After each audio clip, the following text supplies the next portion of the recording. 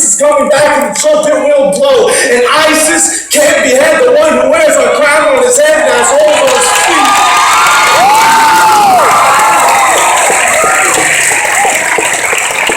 And I'm praying to God on there the day the jihadists and Jesus meet and they fall at those feet because Jesus Christ is King. And all the Muslim chants and mosques around the world can't drown out the sound of angels as they sing, holy, holy, holy is the Lord God Almighty.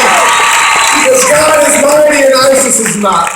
And they think when they kill us, our souls die and our bodies rot. But our faith is not built on weak sand, it stands on a rock. And when you kill us, we live in mansions in heaven that your oil and money never bought. Golden roads and diamond lots, we do not die with their cowardly shots. ISIS is rodents who follow a book that teaches them to kill. And they're promised virgins in heaven through Allah's will, but there will be no virgins or heaven awaiting them. There will be hell for those wicked men. But Jesus died for them too. That's right. Yeah. And he loves them just as much as he loves me and he loves you. So any Muslim hearing this, let me tell you the truth. Muhammad lied to you, Jesus died for you and he can save you.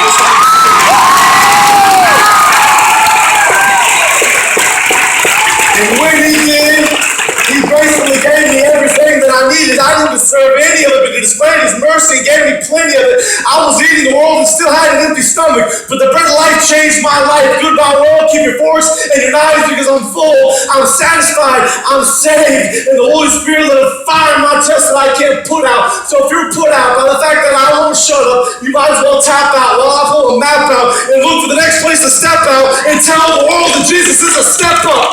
And if hundreds of thousands continue to push my rep up, then let them see Jesus. And not this piece of trash that he swept up, held up, and saved. But at every place, on every stage, I will shout one name. I will proclaim one name. I will beg sinners to repent and believe in one name, Jesus Christ. Why? Because it's Jesus, Jesus, Jesus till the day I die.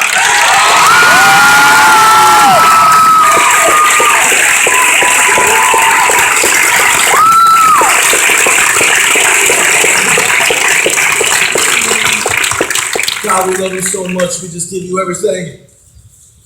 God, I pray that the Holy Spirit just moves across this place in a way that we've never witnessed before.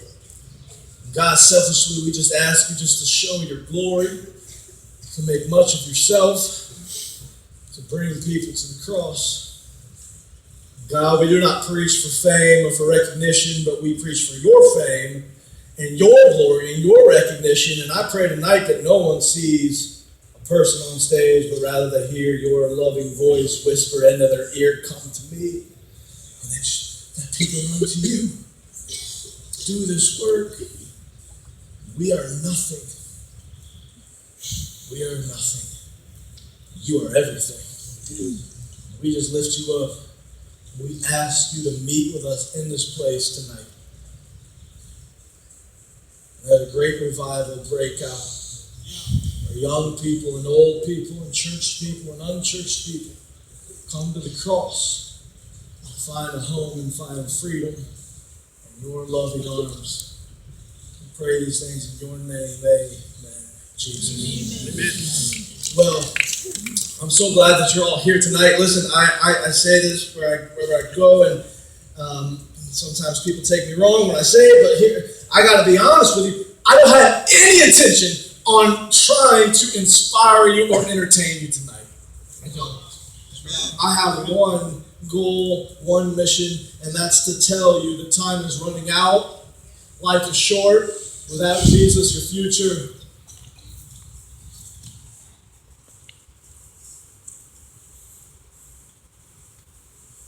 without Jesus, your future is one of damnation.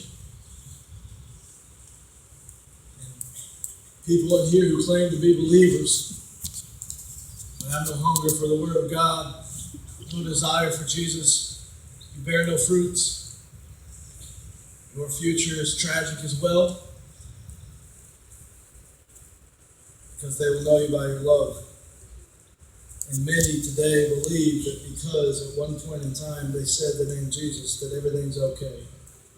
We are called to something higher than that. I've been sent here, I've been called to come here for one reason, and one reason alone is to challenge you.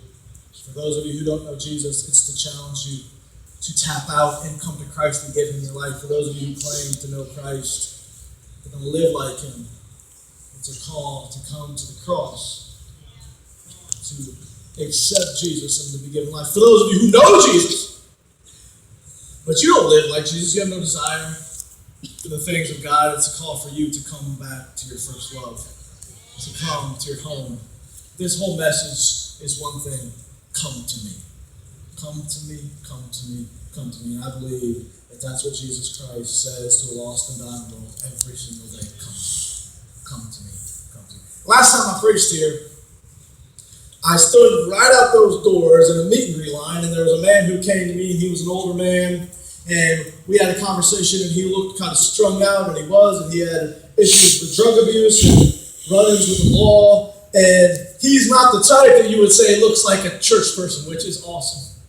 Because I wish more people who didn't look like church people came to church, because the church is for all people, of all colors, all walks of life. And he came over and I was going to have a conversation with him. And he stood there and he said, this is all new to me. And I said, great, I'm glad. What brought you here? He said, you got a second? I said, sure. We stepped aside and he shared his story with me. And it's a story that I think about every time I'm in Florida, and especially now that I'm back here, right, where it happened. We had this conversation. He said, I left my family. I have a wife and I have a son. He's a teenager. I've abandoned him. I've left him. I left years ago. I abused her. I abused him. And I ran away. And I've just been living down here in Florida. And I said, well, why did you come to this event, to this morning service? And he told me that he had cried out to God in a moment of weakness and said, Lord, I need hope. I need something. Show me. If you're real, show me and do something in my life. He prayed that prayer. A short time later, he bumped into someone at a restaurant who was talking about a morning service revival here at Pace Assembly.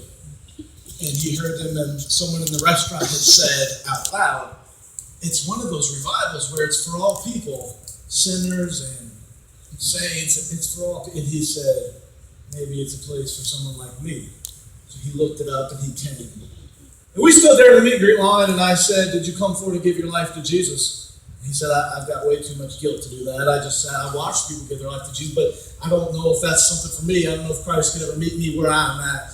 And he began to cry, and he said, you have no idea how much I hurt my son and hurt my wife.